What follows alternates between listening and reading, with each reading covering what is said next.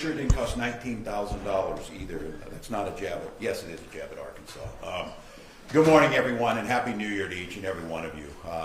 Grateful you're back here, and as the new year kicks off and we get ready for a legislative session, we've got the opportunity to build on Minnesota's successes. And one of the things Minnesota is well known for is a state that takes care of its people. We are known for having programs that enhance people's lives. They're known to be generous in what they do, and they have results, whether it be the top healthcare state or some of the best outcomes for children. Those programs make a difference. But like anything we see, as we see government programs or non-governmental programs, opportunity for fraud is always present.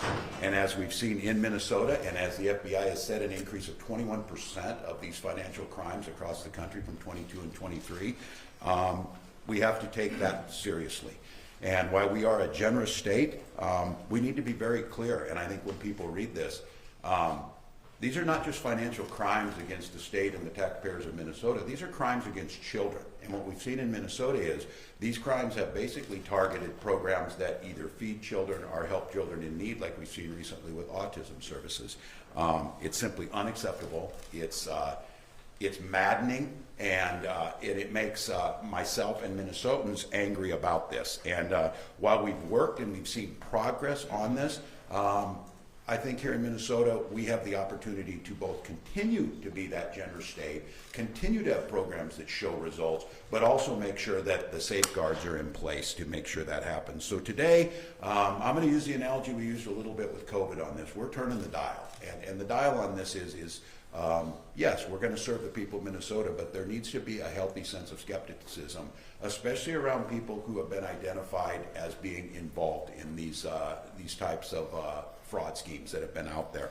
And so we're going to do several things. We're going to lay out today, I've got an executive order, and you'll hear more of that from, I'm joined up here today by some of our commissioners. You'll hear specifically from BCA Superintendent Evans, and you'll hear from Terry Tomes over our information technology about some of the things we're going to do. But I'm going to sign an executive order creating a centralized state fraud investigation unit that will be based with the investigators, that will be based with the law enforcement folks, centralizing and moving things from the Commerce Department a little bit over to the BCA under Superintendent Evans' authority.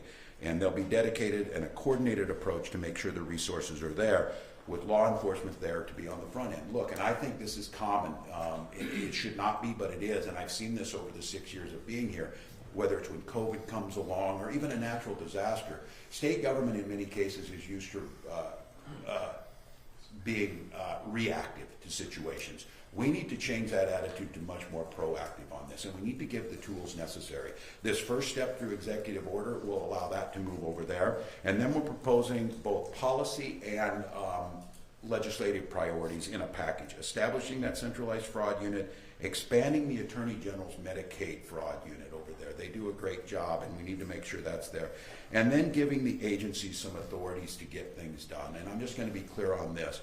The ability to be more skeptical and the ability to stop payments if they're skeptical before we go on. Because in many of these cases, the agencies knew they were there and did not feel that they had the authority. In many cases, did not have the authority. We want to make sure we give them that authority to be more proactive, to be more skeptical, to go after those things. We're going to provide, and you'll hear from Terry Tomes, that over the last 18 months, we've seen incredible leaps and bounds in some of the technology, especially around AI. I had an opportunity to attend a conference where I sat on a panel with New York Governor Hochul and representatives from some of the largest tech companies of using this, especially in the social services space. In New York, for example, was using it on placements for their foster placements.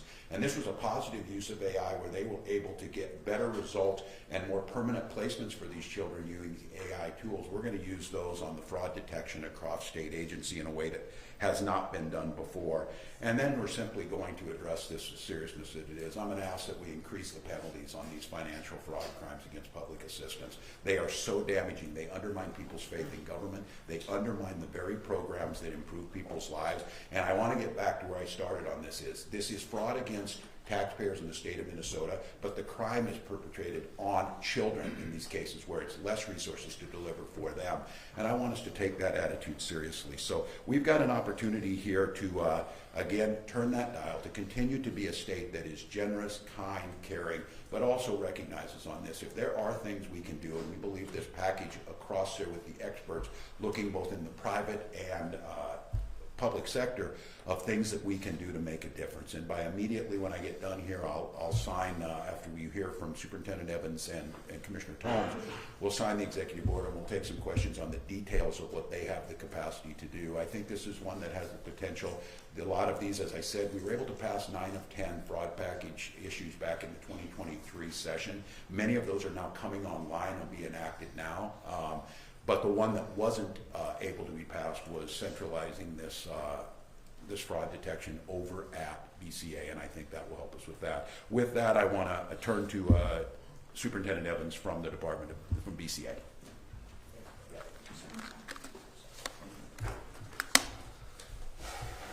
Well, good morning, everyone.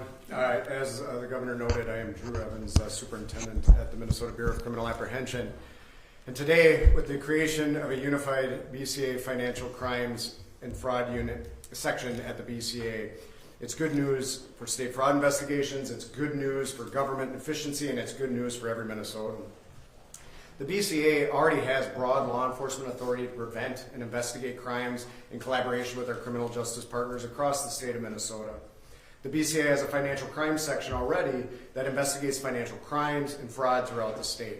Our Commerce Fraud Bureau also conducts criminal investigations into insurance fraud and other financial crimes.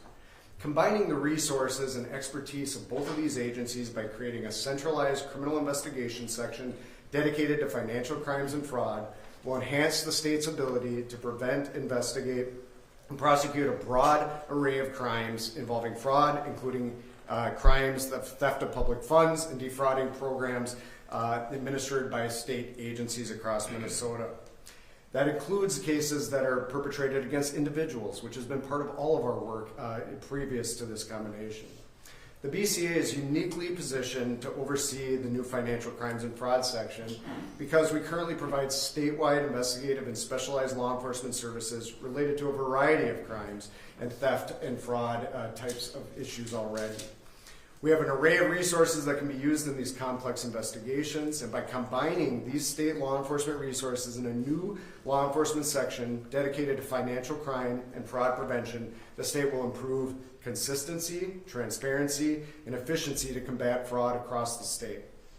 Bringing the state's top fraud and financial crime investigators together under that single structure pools our tools, expertise, resources to create a consistent process that will strengthen every single investigation. Creating consistency in policy, procedures, tracking, training to meet stringent national standards for complex investigations will help ensure as many cases as possible reach state and federal prosecution when somebody commits fraud against our entities. Combining our budget, support staff, workspace, and tools creates government efficiency that enables us to launch this unit with minimal cost to Minnesota taxpayers. Importantly, this move requires all state agencies as well to report to the BCA Financial Crimes and Fraud section for investigation any suspected fraud of a state-funded program. This new section will work together with other state agency programs, local and federal prosecutors, and other law enforcement authorities to address every report that comes in. This new BCA section will use its combined resources to go after bad actors who are committing financial crimes, insurance fraud, and fraud against state government programs with more resources than ever before. The BCA and our financial crimes investigators will continue to lead the Minnesota Financial Crimes Task Force, working with local, state, and federal partners on complex financial crimes involving large criminal enterprises. And investigators specializing today in insurance fraud will continue to partner with insurance providers to root out incidents where criminals obtain payouts for losses that never occurred. Fraud and other financial crimes harm every single Minnesotan, as the governor noted. They drive prices up in needed products, they steal our tax dollars, they reduce the availability of funding for needed services, cause increases to our insurance rates, steal people's life savings, and sometimes result in the loss of businesses that have served communities for generations. I'm confident today that the steps we're taking on the criminal investigation side will help prevent this from happening and create a deterrence so that we identify those individuals that choose to commit fraud in our government programs. It will help stop those people who commit these crimes from continuing to hurt our communities, and we will hold fraudsters accountable for their actions when they choose to exploit the generosity of Minnesotans. And with that, I will turn it over to Commissioner Tomes. Thanks. Good morning, everyone. My name is Tarek Tomes, and I am the State Chief Information Officer and the Commissioner of Minnesota IT Services. As the Governor has mentioned, and as Superintendent Evans just mentioned, fraud, and in particular digital fraud, has really become really pervasive in our society, and I would venture to guess that many in this room, in their personal lives, probably have experienced, or family members have experienced attempts, and certainly organizations and government being no different are huge targets.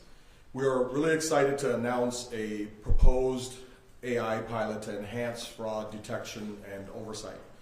We want to use artificial intelligence to help us spot potential payment problems before a complaint or claim is submitted. As payment integrity approaches have gone from retrospective years ago to prospective in the near past here, to now with the tools that are available to preemptive, we must leverage these new AI capabilities to protect services and crucial funds. State programs have long worked to address suspicious activity, and now we're taking it further by enhancing our tools and adopting a more advanced approach to proactively strengthen the services we provide. Our proposed pilot aligns with private sector practices, aiming to detect and flag unusual payment activity among Medicaid providers through the Department of Human Services.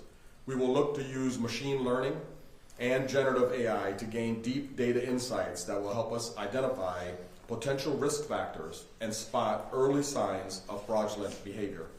This pilot marks a crucial first step towards building this capacity across executive branch programs.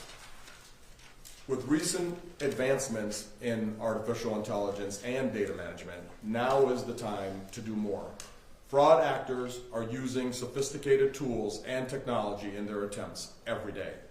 We have an opportunity to provide new tools and cutting-edge technology to enhance continuing oversight of Minnesota's Medicaid program, safeguard public funds, and establish Minnesota as a leader in data-driven fraud prevention. Thank you. Thanks, Commissioner. I'll sign our executive order, and then we'll all be glad to take some questions.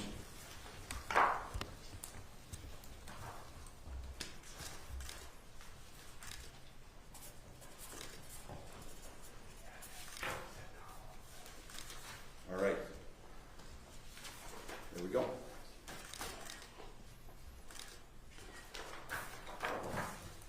I would note, too, we're joined here by Minnesota Management Budget Commissioner Aaron Campbell and State Budget Director Anna Mingy to answer any questions if you might have them. And once again, grateful to the leadership we've seen here. Coordinated effort. Once again, Minnesotans should expect that their tax dollars are being watched as closely as possible. And we should also have the tools to make sure that's happening, because I think many of you see this in just one of the things that we'll be able to use the technology, but human beings are seeing this. I think we just have to assume if somebody's involved in a fraud in one state agency, the left hand should know what the right hand's doing, and those folks should be flagged in every state agency. And I think the onus, as turning that dial is, the onus should be on those folks to prove that they're not doing the fraud in the other agencies. And I think that's one tool that I'm really looking forward to. And I would, before I take questions, I would just say the collaboration and the cooperation with the U.S. Attorney and U.S. Attorney Lugar's office has been incredible. We appreciate that. It's our hope that the next U.S. Attorney for the state of Minnesota picks up and moves forward on that together, because once that coordination starts to happen, because a lot of this is federal, and I saw this week, which I think is good, seeing the federal government address this, the issue around biosecurity and bird flu, which Minnesota will be a central part of this. They've changed some of the rules on that to make sure if you're receiving assistance on that or you're receiving grants to combat bird flu, we're actually seeing the results in it, and there's an accountability on, are we preventing that? And I think the answer is yes. In Minnesota, we're doing that, and I think that's this kind of the new attitude about using the technology necessary. With that, we'll take any questions. House Republicans have already come out and said this is, quote, smoke and mirrors from an administration that they say has allowed fraud to happen.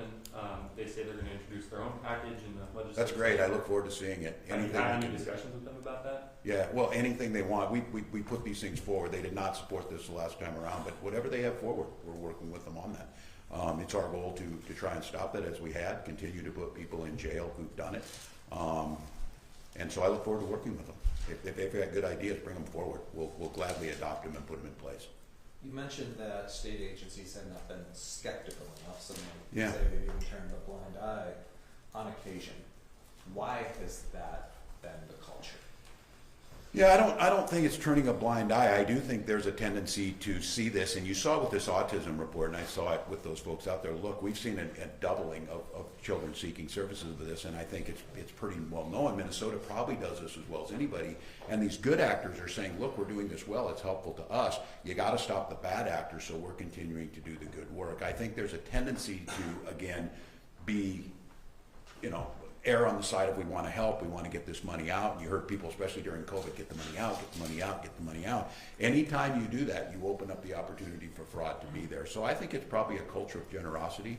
I think it's a culture of being a little too trusting on this. And I'm saying that today is, I don't think those are bad character traits, but I don't think they're necessarily as effective in a time where we're seeing fraud increase. So turn the dial a little bit, and I'm asking them to be skeptical and give them the tools. Like, I think all of you, I think it'd be human nature on this. If there's an organization that committed fraud in one state agency, I think we can assume they might be doing it in the other. Instead of saying, well, we don't have the tools and we're not legally bound. They filled out all the paperwork and they're all legal and they're able to do this. We need to cross across those things and say, yeah, but be skeptical. So I think it's probably cultural as much as anything. And I think the thing, look, you shouldn't get patted on the back for doing what you're supposed to do on this. I think the one thing is there are no state employees involved in any of this on the side of financially profiting from it, but they have a responsibility to try and stop it. And we're telling our agencies this, and I want to make this clear. Those who served in the military know this, that every single member of the military, from the day they sign up to the day they leave, has a responsibility to call a check fire if they see something unsafe.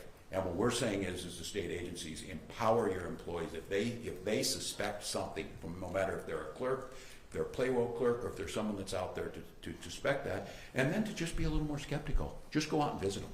Go out and see them. Go out and say, look, this doesn't look right. AI is going to tell us this. I can't believe that they're able to do this in the way they're doing it. Then go out there and do that. So I can't speak to true. I think it's probably a little more cultural. That we're a generous people. We give more than any other state. We give to philanthropy and all that. I think there's a tendency of state employees to be good about this. I will say that we've checked every time following the law, that you're not turning a blind eye and cutting resources or cutting regulations. You got to follow the law. We're asking, let's tighten the laws up a bit here. Let's tighten up on the ability and make sure there's not as much leeway. You said that one of the elements of your package is giving agencies more authority to do some of this. What can't they do right now when they detect fraud? Because the argument is, to AJ's point, that they had the authority and they did not use it. No. Good. So, there are a number of different ways in which the state makes payments, and their ability to stop payments depends on the type of payment. And so if it's a vendor, like a contractor, or if it's a grantee, in those instances we might be able to withhold payments. But there are other payments, like payments to individuals or payments to providers, where we don't have that ability. And so what we're trying to do is create consistency across state government, lower the bar in terms of when we can stop or withhold payments, and also, as the governor has mentioned, try to increase data sharing across state agencies so that each agency can benefit from information learned by another. Can you share a little bit about maybe without getting too technical, why is there a difference between certain payments and not others? Like, is there a law that explicitly dictates one goes out immediately, or what does that look like? It's just how state statute is written around payments for contractors and vendors and grantees, as opposed to some of the other sections of law. So have state agencies not been able to stop, say, a Medicaid payment, even if they suspected it might be fraudulent? That's my understanding. And this affects that? Yes. For the governor, you mentioned the federal involvement here. Was this package developed with any input from the U.S. Attorney's Office or the FBI? Drew, I maybe asked you, as we wrote this thing with help. Sure, I'd be happy to answer that. You know, we have a strong relationship at the BCA with the United States Attorney's Office, and United States Attorney Lugar has provided us a lot of input, and part of the input that he's provided is when we've been asked to solve some of these problems, and that absolutely addresses it. So we work weekly, daily with the FBI. It hasn't been as much in developing this package, but the U.S. Attorney has provided us a lot of input on what he sees could be done to strengthen, and this is reflected in the executive order and then some of the other package that's presented to you today. But this wasn't done with any collaboration with the feds? I'm not sure. You mean the actual, they provided input on what they see could be done. So in terms of collaboration, certainly we're asking them from the investigations that were being done, are there things that you see that we could improve in state government to do that? And that is reflected in some of the proposals you see here today. Governor, you did not go with a proposal to do a more broad inspector general office, which has been talked about, or to empower a legislative auditor to have more of that type of authority. Can you just say why you did not go in that direction? Well, I would let the team here think. We think this is probably more focused on what we need. I'm certainly open to it if they want to do a broad IG. We're just not convinced that that would have the same impact of what we're proposing here and some of the rule changes on what we're able to pay. But look, again, I would say this. I'm open to anything they bring forward. I would argue that having the BCA in charge and having state agencies have the ability to stop payments, I would challenge how that is smoke and mirrors. We didn't have that before. Look, I think all of you can expect this. We will probably end up in court where we saw this before, people who were defrauding us took us to court and actually won. That will probably continue to happen. What I'm asking our people to be more aggressive. And so if the IG, if across the agency IG would make sense, but I think one of the things we're seeing is concentrating this on the folks with the expertise to stop it, and using the technology necessary might be more effective. But I'm open to it. And I would say that to anyone who's out there, if there's ideas out there to make a difference on this, it'll really make a difference, we're open to them. Let's do one more if there's Peter, and then go ahead. if someone hasn't had an opportunity to ask a question, we'll do one more. Yeah, you follow up there. One of the criticisms of the in-agency IGs is that they might be captive by that agency. We saw that certainly in HHS on the child care or the child care assistance program. Are you convinced that, I think there's two Inspector Generals, Education and HHS, maybe which others, are you convinced that they're independent? And Yeah, and I think, I don't know if Drew will ask him this. I'm going to let Drew talk about where this is, but I would answer to that. And yes, I think that's a possibility. I would say pretty vast experience, 12 years of this working hand in hand with the VA Inspector General at the federal level. I got a really good indication of that. Those are people that had expertise on the VA. They were in the VA, but they were independent and caught a lot of this. One of the problems is if you get someone that's outside that's a generalist, they don't have the knowledge of how the agency works as much. So I think you get good folks. And let's just be clear on this. These state employees, this pains them more than anybody. These are hard-earned dollars. We burn a ton of political capital to get these programs in place to improve people's lives, and then to see people take advantage of it. They want to stop them. And so I don't think it's a knee-jerk reaction to say, well, because they work at MDE, they're going to side with MDE. What I found was, especially with the federal VA Inspector General, they were the harshest on VA as possible, because every single one of those dollars was supposed to go to a veteran, and they were just adamant that they got there. But Drew, maybe talk about it. Sure. And I'll quickly address, on the policy discussion. Close to home for me, my brother's an Inspector General with the Environmental Protection Agency out on the East Coast and does the fraud work with the federal government on a regular basis. There's often two components of an Inspector General. One is the regulatory or civil enforcement side in terms of cutting off payments, some of the things you've been talking about today. We have two agencies that have that now. We anticipate within all state agencies that they'll continue to do the civil examination of improper payments, the waste and abuse side of things. This centralization within the BCA, for example, creates the criminal investigation. And some of the things that are done within this as well, and in that suspected fraud, that we create a better relationship with our state agencies so that when that suspected fraud that may be criminal, that we are more collaborative on the front end to open and launch criminal investigations when needed, and that's part of what we're looking at here. Commissioner Tomes noted, as we're here too, the other component of that that's really important is this AI tool is really important. It removes that human element, and an individual trying to determine, is this fraud, is this not fraud? They'll still be involved in that process in every agency, but this AI tool, if we're able to implement, we can look at it and identify those patterns and trends, so we put eyes on that more quickly, regardless of where that fits in the framework of state government. quickly, you said, is Minnesota the first state in the nation to take this approach with the AI monitoring, or has this been done somewhere else? Probably hard to say. There are probably pockets where AI, in particular, the capabilities that exist in these new generative, capabilities are relatively new, and private sector organizations and public sector organizations are really starting to get their arms around actual use cases. And this one is kind of an ideal one. The ability to analyze hundreds of thousands of transactions, both the good and the bad, to really detect patterns of appropriate use, patterns of inappropriate use, and to flag those for the BCA or for Inspector General offices are really important. At the federal level, certainly the Treasury Department has done significant work related to AI.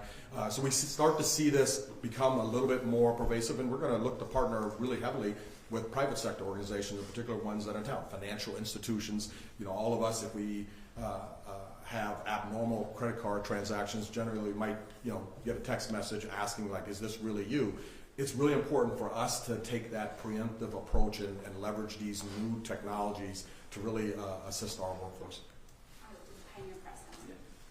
I missed you. I'll take a few more. I haven't seen it. So.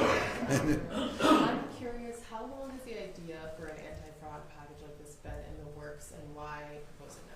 I think since the first days we took office in trying to fix these, if some of you remember back to the Minlars situation and partnering together, and I think that's when Tarek is coming on board and the private sector, the Blue Ribbon Commission on Technology, and then us putting in different pieces of packages. And look, it was across the country.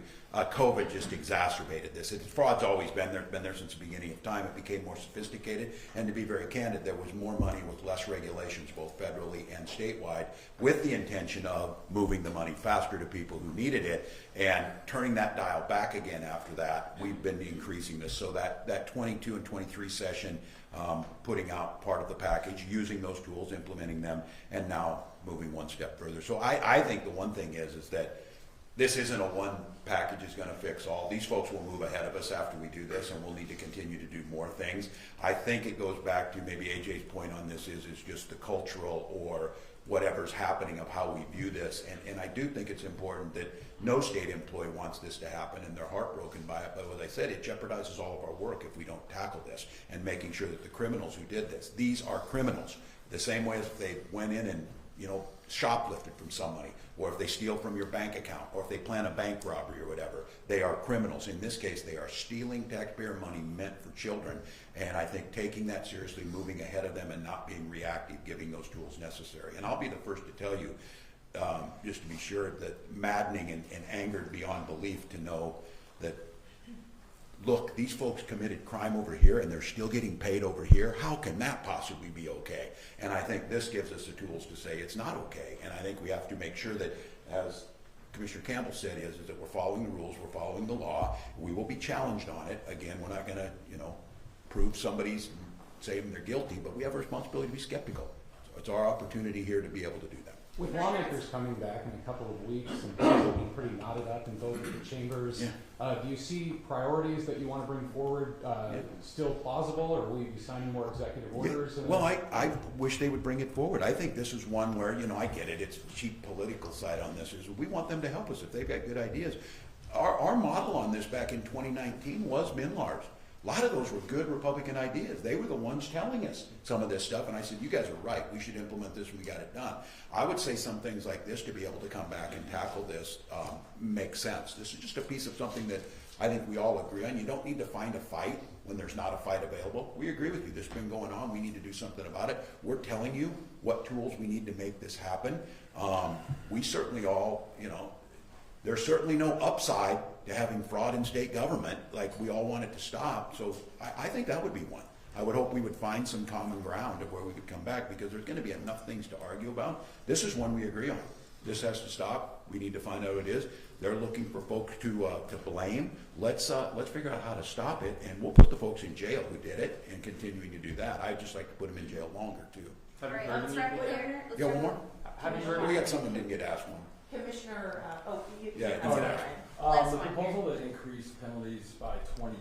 Why 20%? How do you come up with Well, I don't know if that's Drew on this or what we're able to do. Those were conversations with a number of different people in terms of looking at that. Part of this is looking at the theft statute and making sure that it's dedicated to theft of public funds, and so that you're putting a particular emphasis that when people choose to defraud state government or other public funded programs, that we're putting an emphasis on that this is a serious crime and that you're not just impacting one individual, but you're impacting the community as a whole. And therefore, we looked at those crimes. The 20% was through a conversation with a lot of different stakeholders in that process. Do you know how high that would make the average sentence?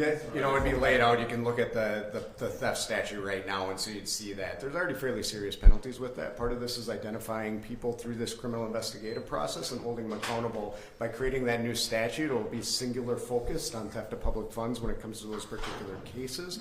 And so we'll have a real clean statute if it was adopted, so that we could move forward with that. And then the penalties reflect the seriousness of the crime. Is that enough to just ask one question of you related to the budget? At the budget briefing, whatever that was, I forget. You talked about that a big driver in the structural imbalance is increased in HHS spending. And I'm wondering to what extent, after seeing this investigation, you think there could be fraud driving up those costs? Because obviously with the autism centers, I mean, that allegation is that it ballooned significantly in a short amount of time. The biggest cost driver in the budget is really around disability waivers, and in those cases, we really do not expect that there is much fraud. In those cases, individuals are working with counties directly over a long period of time in a really detailed way in order to get those services, and it is unlikely in those specific circumstances that is where there would be fraud occurring. So where we are seeing the most growth in the budget, I would not expect that that's being driven by fraud. All right, let's wrap Thank it you all. up. Happy New Thanks, Year, everyone. folks. Good to see you all back. All right. Thank you, guys. Thanks. Yeah, it's fast. Thank you. Brandon.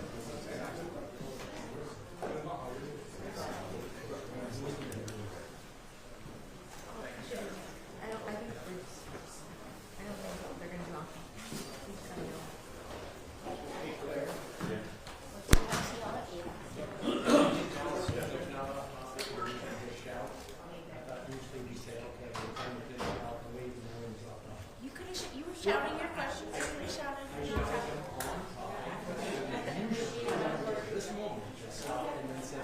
Not in here. In here, it's usually like with our commissioners, if they're like